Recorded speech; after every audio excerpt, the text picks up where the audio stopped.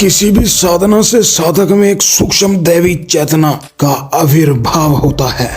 प्रत्यक्ष रूप से उसके शरीर या आकृति में कोई विशेष अंतर नहीं आता, पर भीतर ही भीतर भारी हेर फेर हो जाता है। आध्यात्मिक तत्वों की वृद्धि से प्राणमय कोश, विज्ञानमय कोश और मनोमय कोश में जो परिवर्तन होता है, उसकी छाया अन्नमय कोश में बिल्कुल ही दृष्टिगोचर न हो, ऐसा हो ही नहीं सकता। यह सच है कि शरीर का ढांचा आसानी से नहीं बदलता, पर यह भी सच है कि आंतरिक हेरफेर के चिन्ह शरीर में प्रकट हुए बिना नहीं रह सकते। तो आइए आज हम आपको बताते हैं कि अगर आपका मंत्र या सिद्धि सिद्ध हो चुकी है तो किस प्रकार से आपको इसका पता लगेगा, वो क्या लक्षण होते हैं जिससे आप जान पाएंगे कि आपकी साधना सिद्ध हो चुकी है। स्वागत है आप सभी का काल कपाल और महाकाल में। आज मैं वीडियो में जो जानकारी बताने जा रहा हूं वो प्रत्येक साधक के लिए बहुत ही विशेष और लाभकारी होने जा रही है, तो जुड़े रहिएगा वीडियो के अंत तक। अगर आपने अब तक चैनल को सब्सक्राइब नहीं किया है तो एक बार चैनल को अवश्य सब्सक्राइब कर दें और बेल आइकन को दबा के नोटिफिकेशन जरूर ऑन कर लीजिएगा।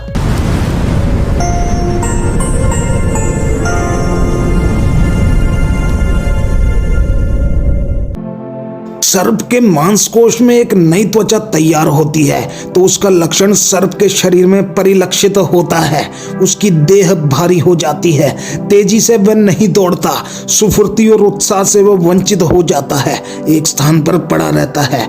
जब वह चमड़ी पक जाती है तो सर्प भारी त्वचा को बदल देता है, इसे केंचुली बदलना कहते हैं। केंचुली छोड़ने के बाद सर्प में एक नया उत्साह आता है, उसकी चेष्टाएं बदल जाती हैं, उसकी नई चमड़ी पर चिकनाई, चमक और कोमलता स्पष्ट रूप से दिखाई देती है।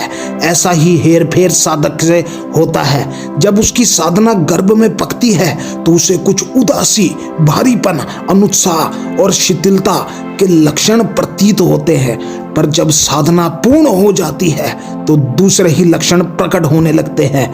माता के उदर में जब गर्भ पकता है तब तक माता का शरीर भारी गिरा गिरा सा रहता है, उसमें अनुत्साह रहता है, पर जब प्रसूति से निवृत्त हो जाती है तो वह अपने में एक हल्कापन, उत्साह एवं चैतन्यता अनुभव करती है। साधक जब साधना करने बैठता है तो अपने अंदर एक प्रकार का आध्यात्मिक गर्भ धारण करता है।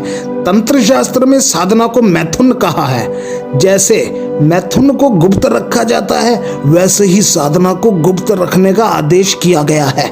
आत्मा जब परमात्मा से लिपटती है, आलिंगन करती है तो उसे एक अनिर्वचनीय आनंद आता है। इसे भक्ति की तन्मयता कह सकते हैं। जब दोनों एक दूसरे से प्रगाढ़ मिलन में होते हैं, एक दूसरे से आत्मसात होते हैं तो उस स्खलन को समाधि कहा जाता है। आध्यात्मिक मैथुन का समाधि सुख अंतिम स्खलन है। कई उपनिषदों में अनेक मैथुनों का वर्णन किया गया है।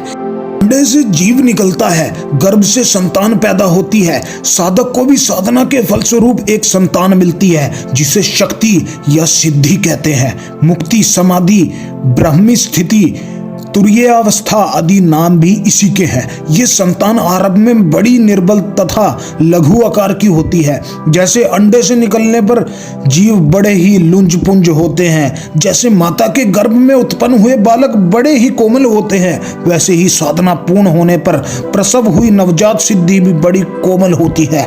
बुद्धिमान साधक उसे उसी प्रकार पाल पोस कर बड़ा करते हैं जैसे कुशल माताएं अपनी संतान को अनिष्टों से बचाती हुई पौष्टिक पोषण देकर पालती है।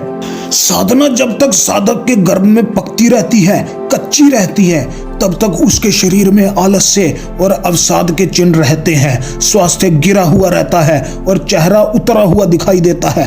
पर जब साधना पक जाती है और सिद्धि की सुकोमल संतति का प्रसव होता है तो साधक में तेज, ओज, हल्कापन, चैतन्य, उत्साह आ जाता है। वैसे ही जैसे कि केंचुली बदलने के बाद सर्प में आता है। सिद्धि का प्रसव हुआ या नहीं, इसकी परीक्षा इन 10 लक्षणों से की जा सकती है। आइए चलिए जानते हैं। पहला, शरीर में हल्कापन और मन में उत्साह का आना। दूसरा, शरीर में एक विशेष प्रकार की सुगंध आने लग जाती है। तीसरा, त्वचा पर चिकनाई और कोमलता का अंश बढ़ जाता है।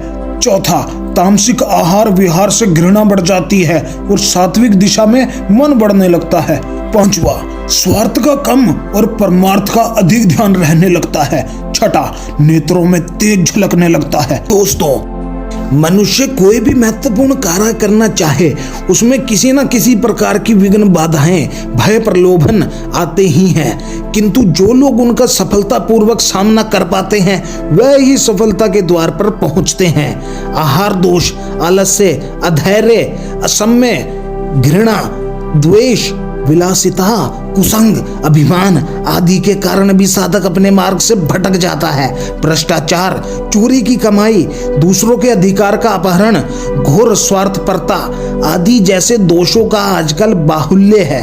वह भी मनुष्य को किसी प्रकार की दैवी सफलता के अयोग्य बना देते हैं। इसलिए जो व्यक्ति वास्तव में साधना को पूर्ण करके सफलता और सिद्धि की आकांक्षा रखते हैं उनको उसके लिए सब प्रकार का त्याग, बलिदान, कष्ट सहन करने ही पड़ते हैं, जिससे साधना परिपक्व होकर इच्छित फल प्रदान करे।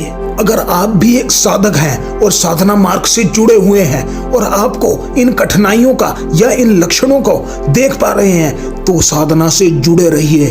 धीरे धीरे अभ्यास के साथ आपकी साधना पकने लगेगी। एक विलक्षण संतान की भांति आपकी सिद्धि आपके हाथों में खेलने लगेगी।